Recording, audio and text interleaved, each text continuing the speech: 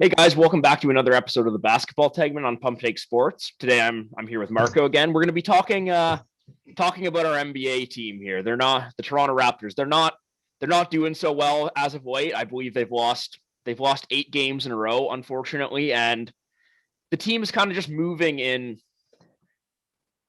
They're moving in a way that it's not really directional. Directions we're not used to as Raptors fans. Directions we're not used to as Raptors fans, and we had a nice stretch of games in the middle of the season there, right before COVID kind of like wrecked our roster, and it looked like we were figuring it out. But I think it's clear at this point of the season that this team isn't.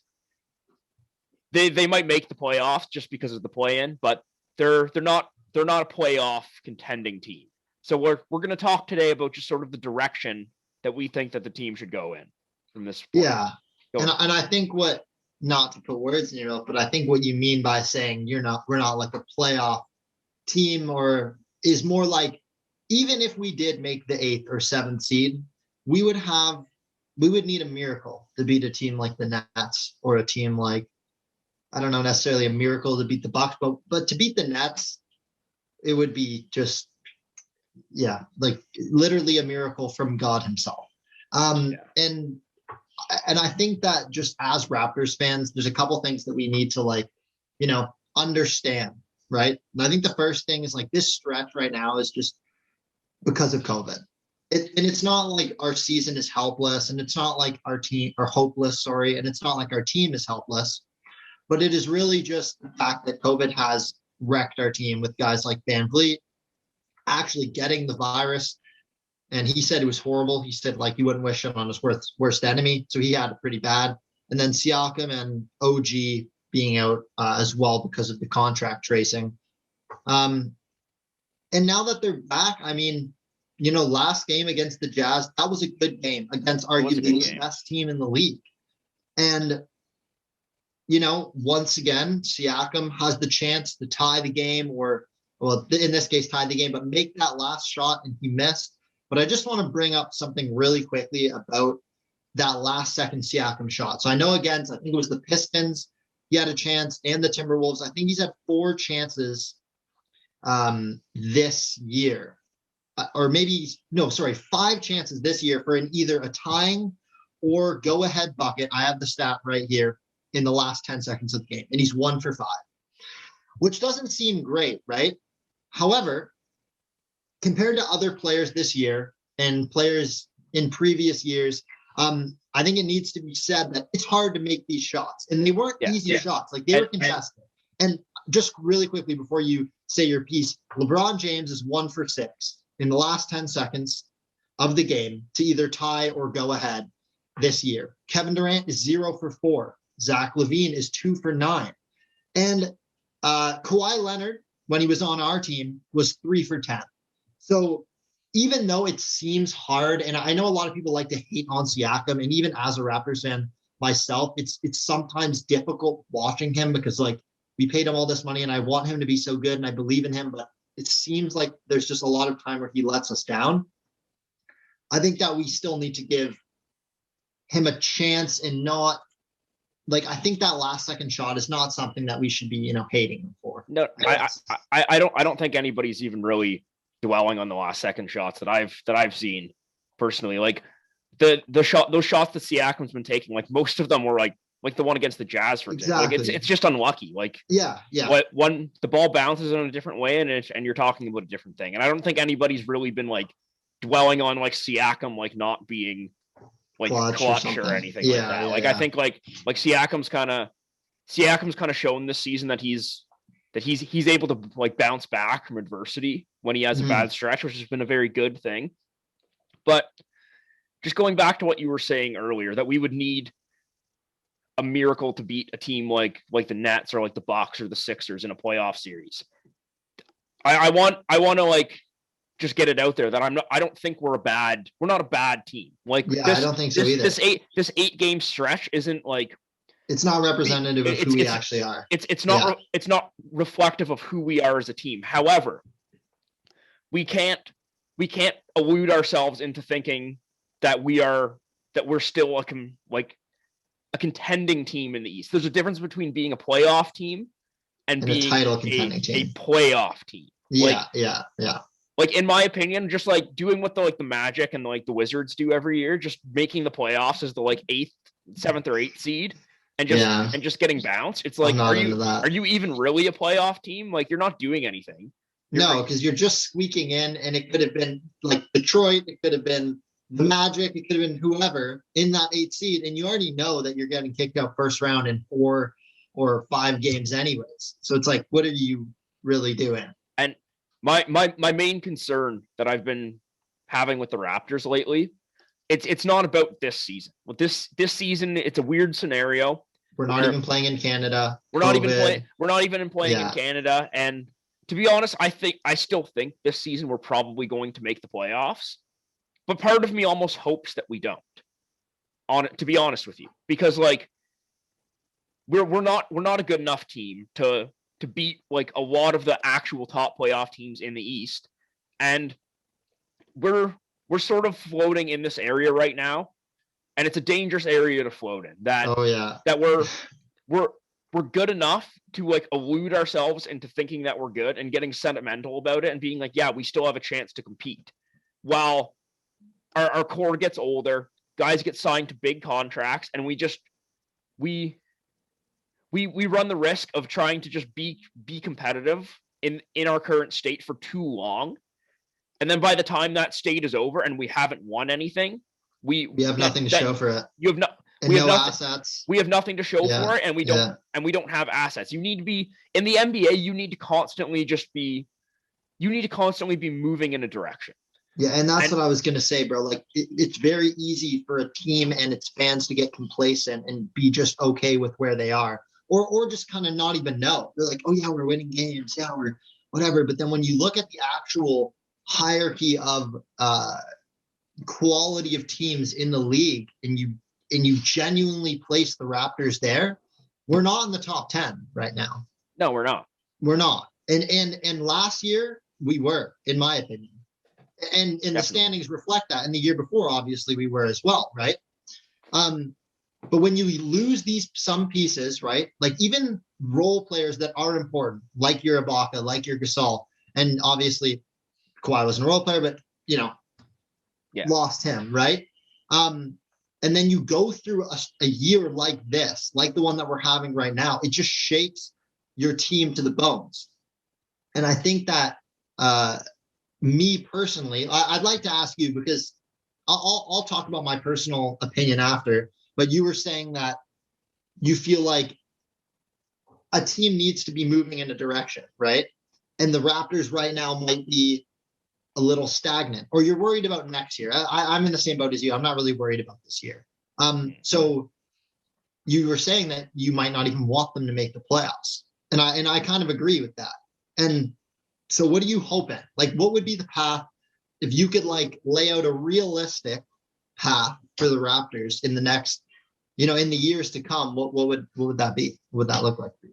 And that's a difficult question because as a fan, it's like, obviously I want the Raptors to just make the playoffs every year and just constantly be competitive. And then I get to watch meaningful playoff games. But that being said, there's part of me that just for the future of the organization, I don't believe in tanking in sports. I just think it's just like, it's against just the validity of the game.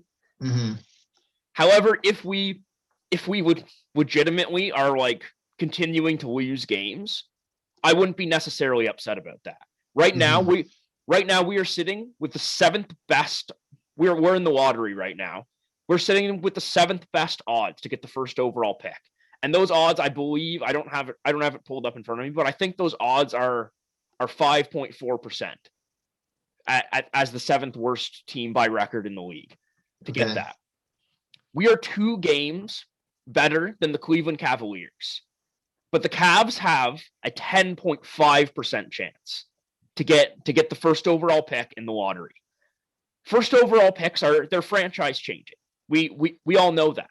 And I think that like there's not much time left in this season. And if we continue on the trajectory that we're on, like say we lose a couple more games and teams that we're sort of competing with for that last like play-in spot, like like the Bulls, like the Hornets, those kind of teams in that range keep winning games because frankly, they're all playing better than we are right now. Mm-hmm. I think that there needs to be actual consideration of either if we're in a scenario, standings hold up the way they are right now. Cleveland or whatever team is in Cleveland's spot is 2 games worse than us, but they have double the lottery odds to get the first overall pick. I think you need to try to get that 10% instead of the 5% because you're like, why would you not do that? If you have the potential to, this season's basically a write-off anyways. We're playing in Tampa Bay. We're not like extremely competitive. Why not shoot for the stars in like in the opposite way? In the opposite way. Yeah. And you could get something that could change your franchise. Like Cade Cunningham he's honestly one of the most like complete looking prospects. The draft is incredible. So this year. good. It's incredible this year. So many great players. Even being a top 10 lottery team would just be, you can get a franchise changing player at that level. For real. And I'm just very torn with the Raptors of whether I want them to start winning or whether I want to be in that lottery. And a big part of me wants to be in that lottery. Yeah, man. And that's why I asked you the question. And I kind of felt like this is what you were going to say. And it's difficult because right now, the thing is we do completely have the chance to make the playoffs. And if we play up to how I know that this team can play, we will make the playoffs. Like, our season isn't over. However, I think personally that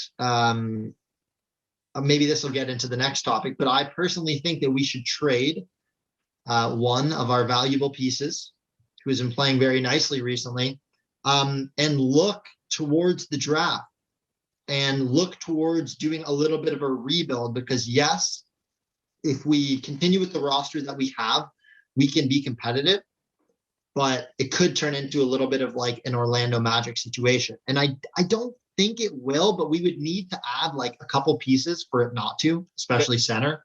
But in my opinion, I think we should trade Norman Powell. And the reason for this is because I love Norm. And dude, my dad, like, that's his favorite player. But I love Norman Powell, and he's playing so great, better than he's ever played in his career. He's averaging 23 points a game. He's shooting something like 46% from 3 and like 52% from the field. Amazing from the free throw line. He has stepped up and filled in these last like 2 months for when our players have been injured, when OG was out with his injury, COVID, contract tracing. Norm has stepped up, and he's always been a beloved Raptor in my heart and many Raptors fans as well, coming off the bench and just putting up crazy numbers. This season, he's, I think, beaten his career high like 3 or 4 times. And personally, as a Raptors fan, it hurts to say that I would like to see him go. Well, I guess it's not I would like to see him go, but I would think it's better for our team that he's traded because, for one, it helps us be worse. And I know that's kind of messed up to say, but like, trading Norman Powell will make our team worse, right? Yeah. Because I don't want to trade him for like a good player. I want to trade him for picks, like for future assets, not second round picks. Like, Norm is a first round pick kind of player right now, and he could be used on a contending team. So for some like young developing player and a first round pick, right? No, nobody's going to pay that for Norm though right now. Man, Norm's value is like, I'm not saying Norm's also like a thing with Norm is that this is his contract year, right?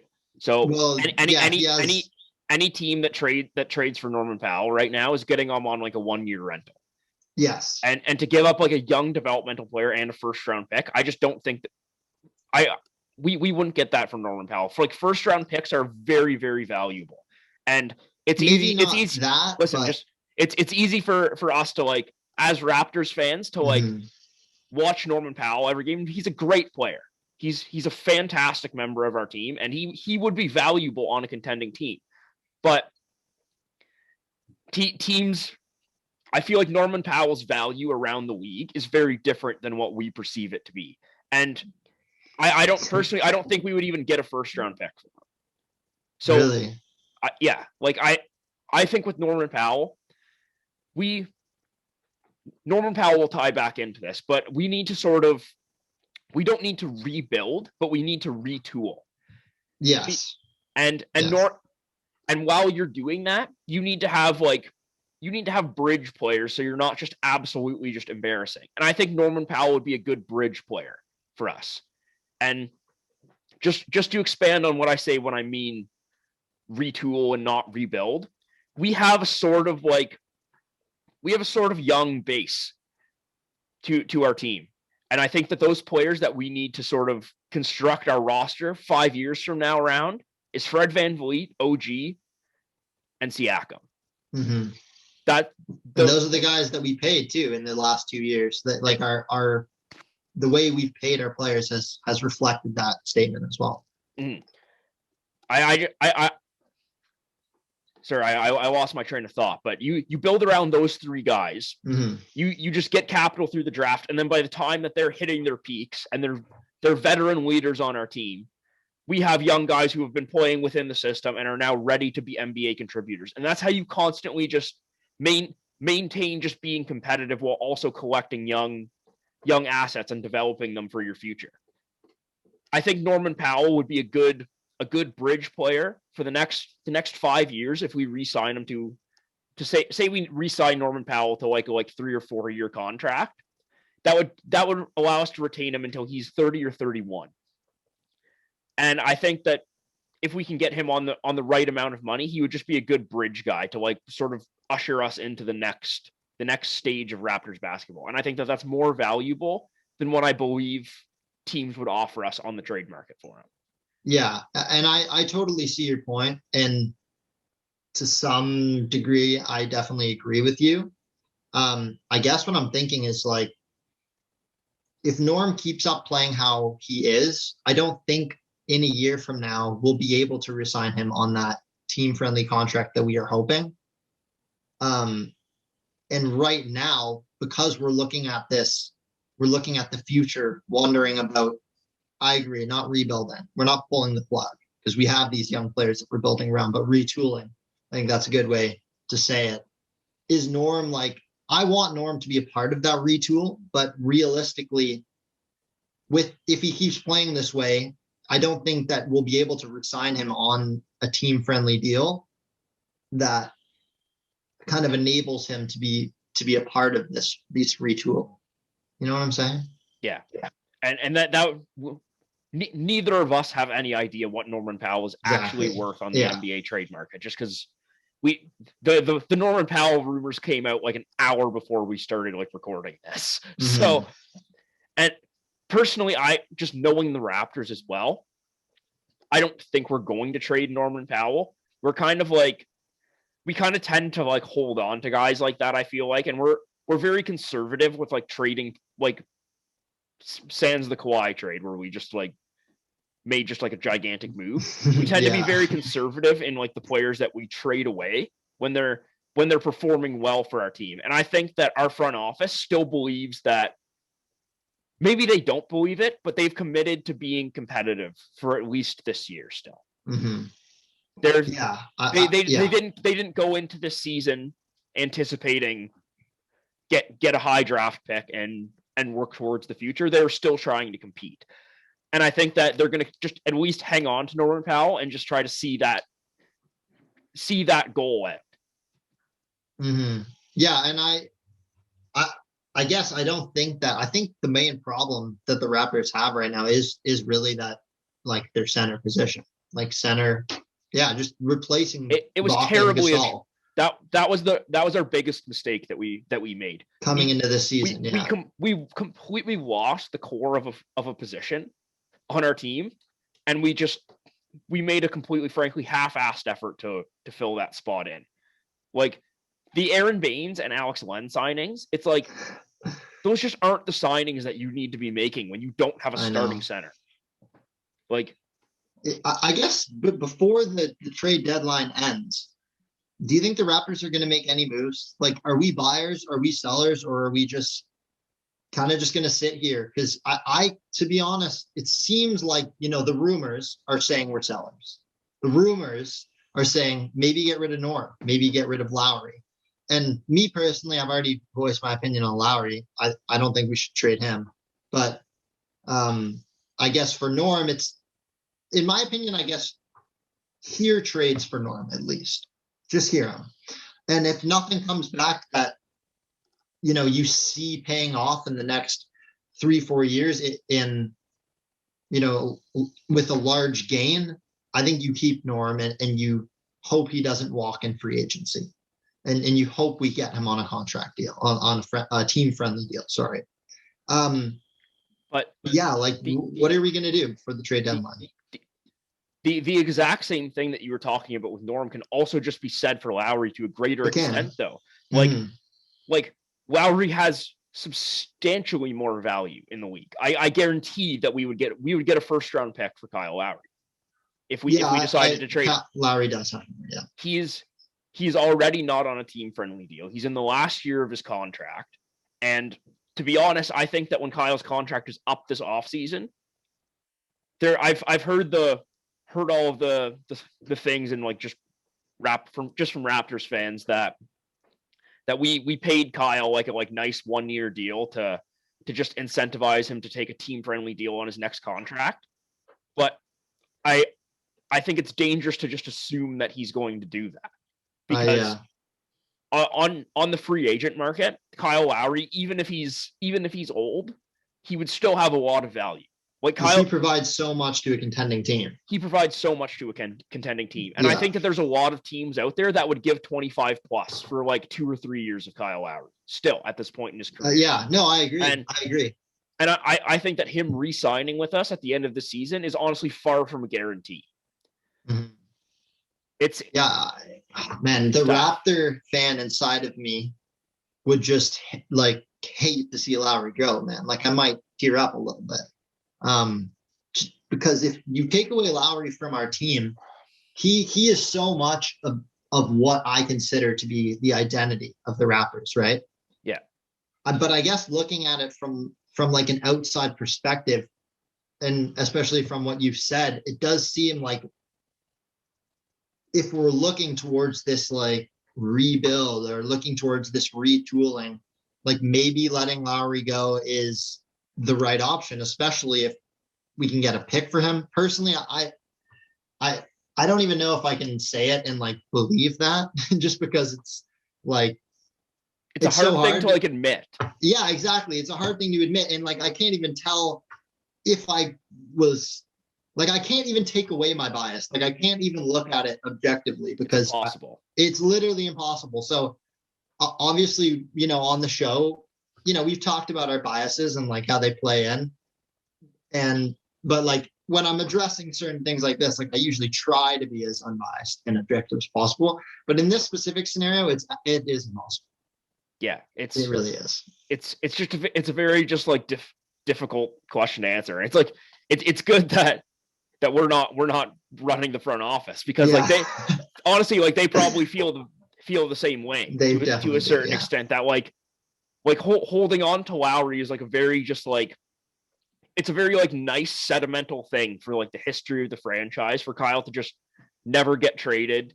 Like he said that he's going to retire as a Raptor, no matter where he goes, and I believe that. But there's something to just be said just from like the emotional side of being a fan of him not having to like to sign a 1 day to like come back to the team after we traded him away to like rebuild. Mm-hmm.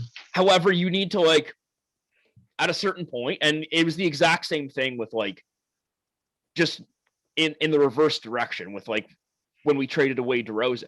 That was an incredibly like hard thing for fans to stomach, but it was the right decision. Mm-hmm.